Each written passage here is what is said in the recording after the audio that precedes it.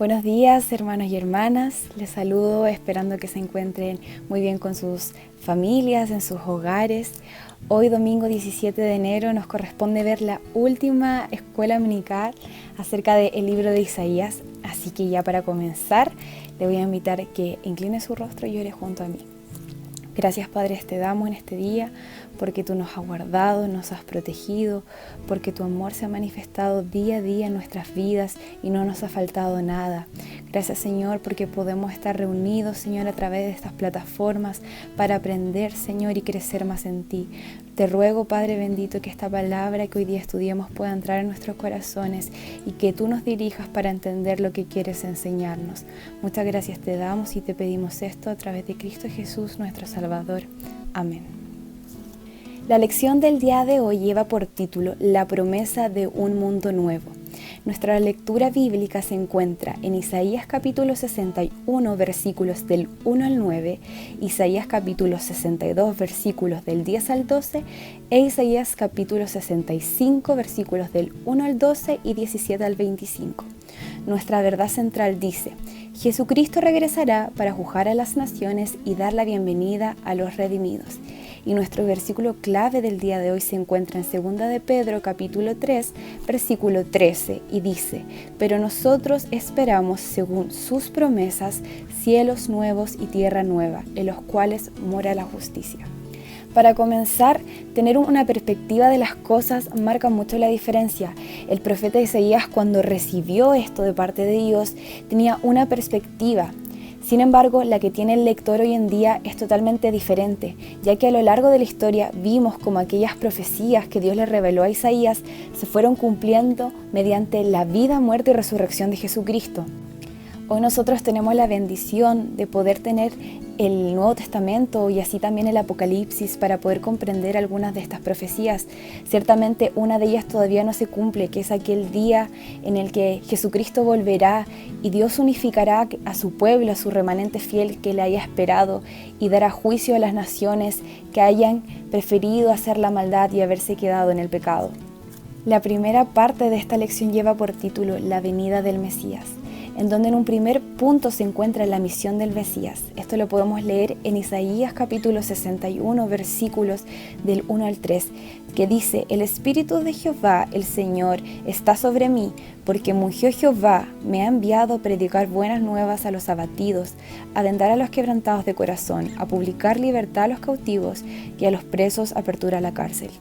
En este primer versículo ya vemos cómo Isaías hacía alusión a la Trinidad al decir: el Espíritu de Jehová, el Señor, está sobre mí.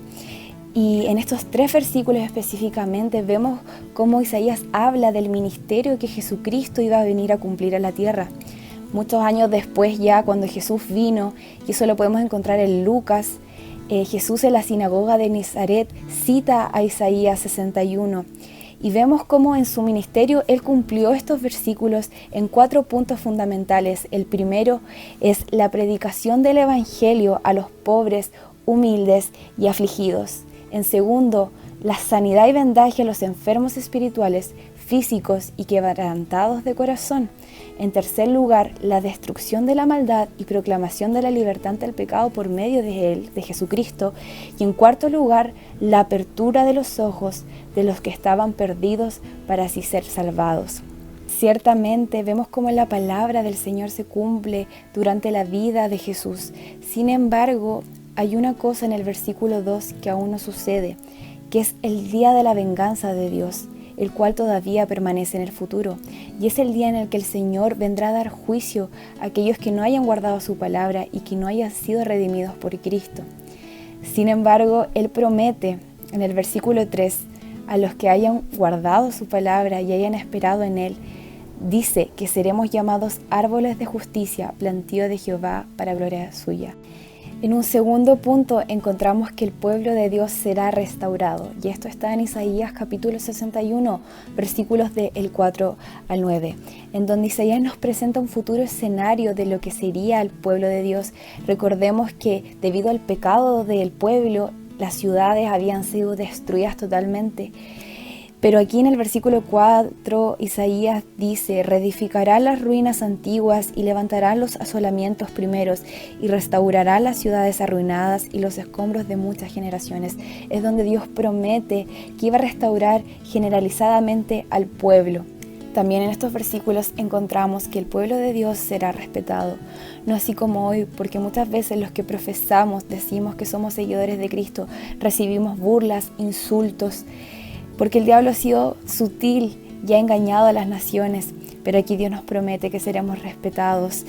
Y también nos promete en el versículo 5 que dice: y extranjeros apacentarán vuestras ovejas, y los extraños serán vuestros labradores y vuestros viñadores. Los extranjeros somos nosotros, los gentiles, en donde también cumpliremos una misión en este propósito de Dios y honraremos y bendeciremos su nombre.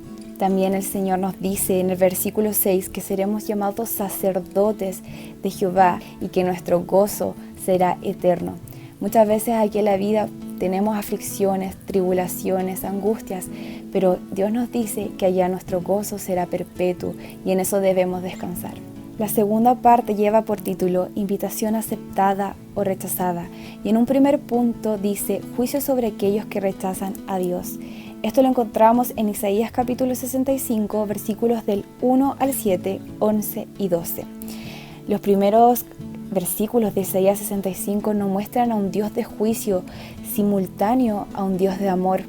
Isaías relata cómo Dios quiere que su pueblo vuelva a tener comunión con Él, y eso lo encontramos en el primer versículo, donde dice: fui buscado por los que no preguntaban por mí, fui hallado por los que no me buscaban. Dije a gente que no invocaba mi nombre: heme aquí, heme aquí.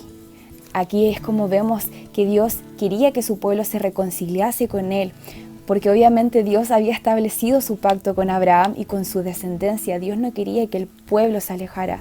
Sin embargo, el pueblo había decidido darle la espalda a Dios, tanto así que en el versículo 3 dice: pueblo que en mi rostro me provoca de continuo. El pueblo se había olvidado de Dios y el pecado era tanto, su pecado, su idolatría, su blasfemia era tanta que Dios Todopoderoso se sentía provocado por el pueblo. Dios, a pesar de esto, muestra más su amor, y en Romanos 5:8 Él nos dice: mas Dios muestra su amor para con nosotros, que siendo aún pecadores, Cristo murió por nosotros. Muchas veces nosotros nos olvidamos de Dios, le damos la espalda, dejamos a Jesús de lado.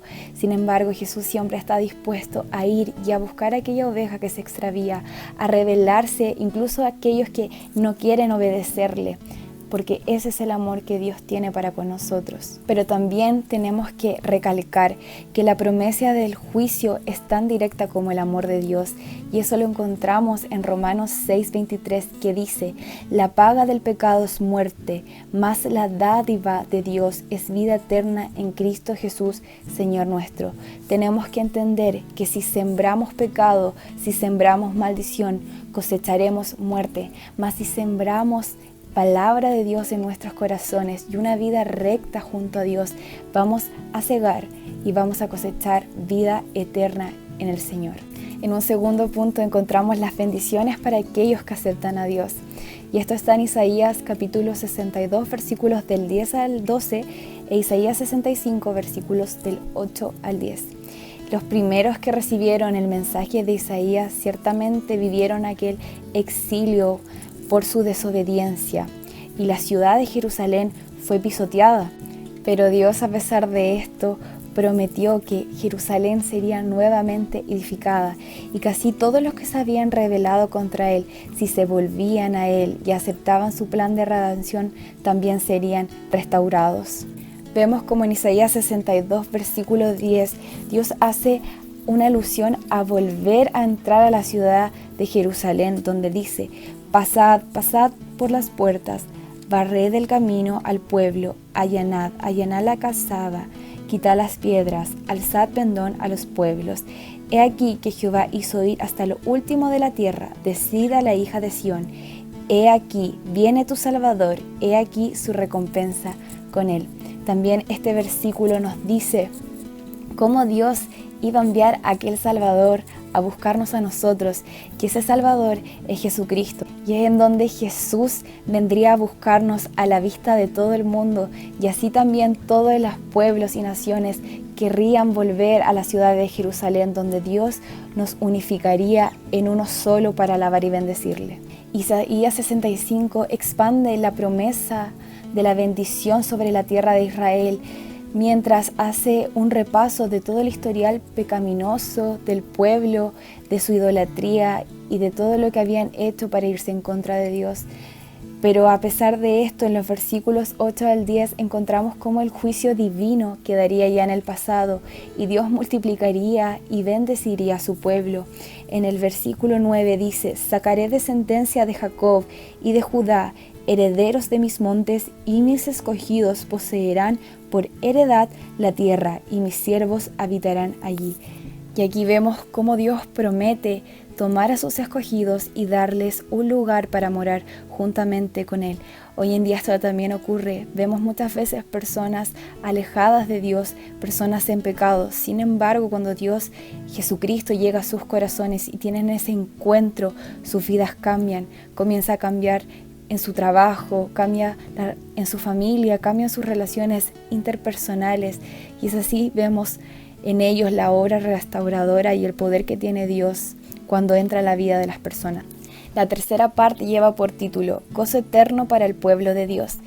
Y en un primer punto dice: nuevos cielos y nueva tierra vendrán. Y esto lo encontramos en Isaías capítulo 65, versículos 17 al 19, que voy a dar lectura. Y dice: porque he aquí, yo crearé nuevos cielos y nueva tierra, y de lo primero no habrá memoria, ni más vendrá el pensamiento, mas os gozaréis y os alegraréis para siempre las cosas que yo he creado, porque he aquí que yo traigo a Jerusalén alegría y a su pueblo gozo. Y me alegraré con Jerusalén y me gozaré con mi pueblo, y nunca más se oirán en ellas voz de lloro ni voz de clamor. Cuando Isaías relató acerca de los cielos nuevos y la tierra nueva, no estaba diciendo que Dios había cometido un error antes con su pueblo, sino que esto que Dios tenía preparado era parte de su propósito y era bueno. La promesa de Dios de crear los cielos y la tierra nueva debe ser alentadora para nosotros los cristianos, y también nos ayuda a darle una mirada para entender que muchas veces pasamos por cosas malas, pasamos por el dolor, por el pecado que llevamos arraigado en nuestras vidas. Pero si nos concentramos en la obra redentora del Señor, podremos gozarnos en que Él tiene preparado algo bueno para nuestras vidas. Y así también Él tiene pensado la derrota del pecado y la derrota de la maldad.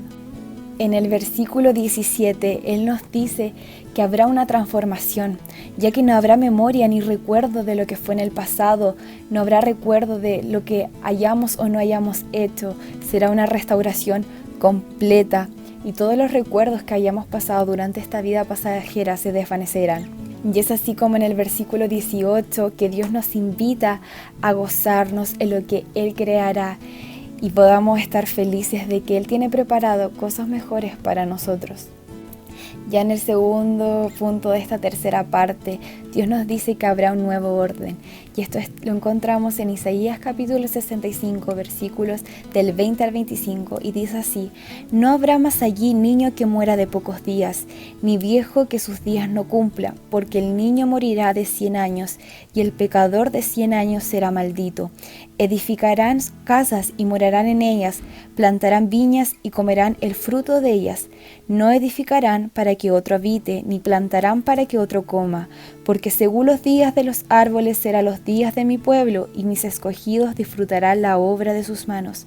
No trabajarán en vano, ni darán a la luz para maldición, porque son linaje de los benditos de Jehová, y sus descendientes con ellos. Y antes que clamen, responderé yo; mientras aún hablan, yo habré oído. El lobo y el cordero serán apacentados juntos, y el león comerá paja como el buey, y el polvo será el alimento de la serpiente.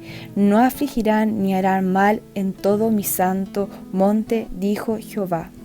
En estos versículos Dios nos habla acerca del reino milenario, en donde en el versículo 20 dice que la muerte seguirá existiendo.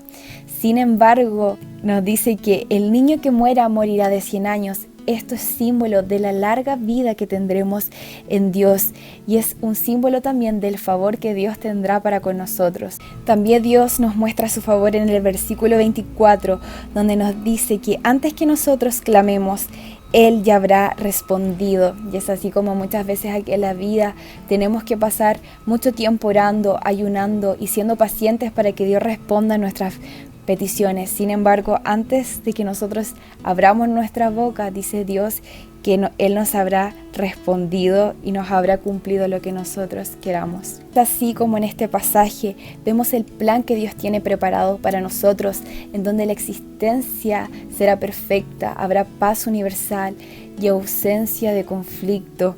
El león y el cordero serán apacentados juntos y el león comerá paja como el buey. Esto representa aquella paz y tranquilidad. Las bendiciones de Dios se extenderán por generaciones y la ausencia del mal traerá una vida completamente diferente para nosotros. Así como Dios tiene este nuevo orden que prevalecerá durante el milenio y así también durante la eternidad para aquellos que hayamos confiado en Él y hayamos guardado su palabra llamado Jesucristo. Esta ha sido la lección del día de hoy y ya para finalizar quiero dejarle un ministerio en acción. En primer lugar dice, hable con alguien esta semana sobre si está preparado para ir al cielo. En segundo lugar, haga un esfuerzo para reflejar el gozo del Señor en sus interacciones con los demás esta semana. Y en tercer lugar, ore cada día por alguien que no sea creyente. Que Dios los bendiga, hermanos, y espero que pasen un verano muy feliz junto a sus familias.